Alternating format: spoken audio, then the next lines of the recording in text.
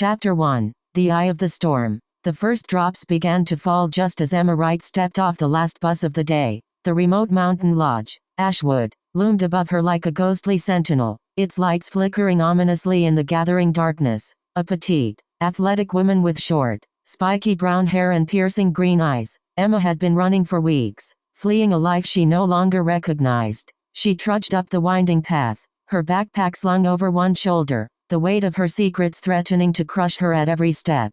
Just as she reached the lodge's entrance, the storm slammed into high gear. Lightning illuminated the dark sky in blinding flashes, and thunder shook the ground beneath her feet. Emma sprinted inside, slamming the door shut behind her just as a fierce gust howled through the opening. Breathless and shaken, Emma gazed around at the other strangers who'd sought refuge from the tempest. There was Marcus Blackwood, a towering giant with chiseled features and jet black hair, who eyed her with a mixture of curiosity and suspicion. Dr. Rachel Patel, a soft-spoken scientist with dark skin and curly brown hair, who busied herself scanning the radio frequencies for news. And Jasper Lee, a quiet young artist with messy black hair and wide, expressive eyes, who hovered on the periphery, his sketchbook clutched tightly to his chest. As the storm raged on outside, Emma's thoughts began to drift back to her own past. Memories she'd long suppressed began to resurface, threatening to consume her in their darkness. And then, a sudden jolt of recognition shook her to the core. Marcus Blackwood was the one person she least expected or most dreaded to see again.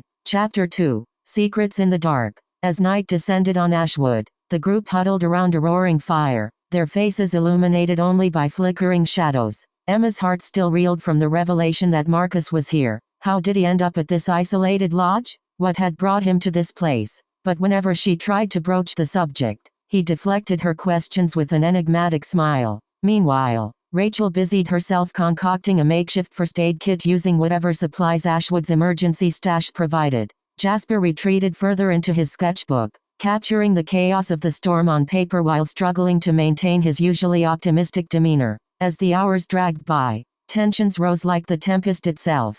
Conversations turned to arguments over everything from politics to personal grievances. Emma found herself torn between her growing attraction to Marcus's brooding intensity and her mistrust of him, a trust that had been shattered in the past. And then, just as it seemed the storm would consume them all, Rachel dropped a bombshell. "We're not alone at Ashwood." She glanced around nervously before continuing. "There are others hidden somewhere within these walls. People who've been watching us, waiting for something to happen." Chapter 3. The Web of Lies. The revelation sent shockwaves through the group like a shattering glass. Who were these mysterious onlookers? What did they want with them? As Emma's mind reeled, she noticed something peculiar. Marcus seemed to be watching her, his eyes gleaming with an unnerving intensity. Suddenly, Jasper burst forward, revealing that he'd discovered a hidden room deep within Ashwood, a secret chamber, accessible only through a concealed panel in one of the guest rooms. "It's like they wanted us to find it," he whispered, his voice trembling.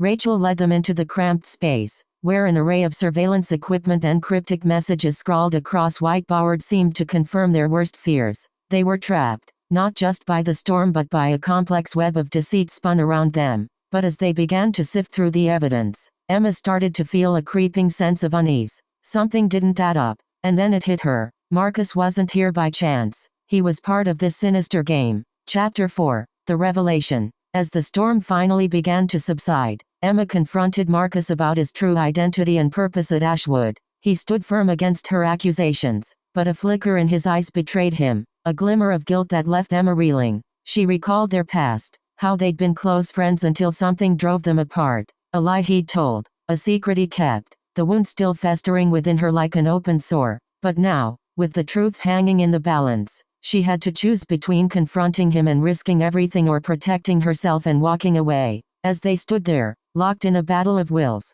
Jasper intervened, revealing that he'd discovered hidden records, evidence that would blow Ashwood's secrets wide open. With the storm finally receding outside, Emma knew it was time to face whatever lay within. Chapter 5. The Eye of the Truth. As the truth began to unravel like a tattered thread, Emma realized that Ashwood wasn't just a refuge from the storm, but a hiding place for secrets and lies, a collective shield protecting its inhabitants from an external threat. Or was it something more sinister? Marcus revealed his part in the deception. He'd been hired by a third party to keep an eye on Emma, protect her from those who sought to exploit her unique skills. skills forged through years of pain and sacrifice. But what she hadn't expected was that this person had been watching over Jasper as well. In the aftermath of this revelation, alliances began to shift like shifting sands. The group started to work together to unravel the tangled web of deception, their newfound trust tempered by a deeper understanding of themselves and each other. Chapter 6. Breaking Free. As they uncovered more about Ashwood's hidden past and its true purpose, Emma and her fellow inmates made a collective decision to break free from the shackles of their lies. They'd no longer be pawns in this sinister game, instead choosing to forge a new path, one built on honesty, compassion, and an unbreakable bond formed through shared struggles. As they exited the storm-battered lodge into the bright morning light, Emma turned back to gaze upon Ashwood's weathered facade. The tempest had ravaged it but left them stronger, tempered in fire like steel forged anew. For as long as she lived, she vowed never again to let fear hold her captive or let her secrets destroy those closest to her.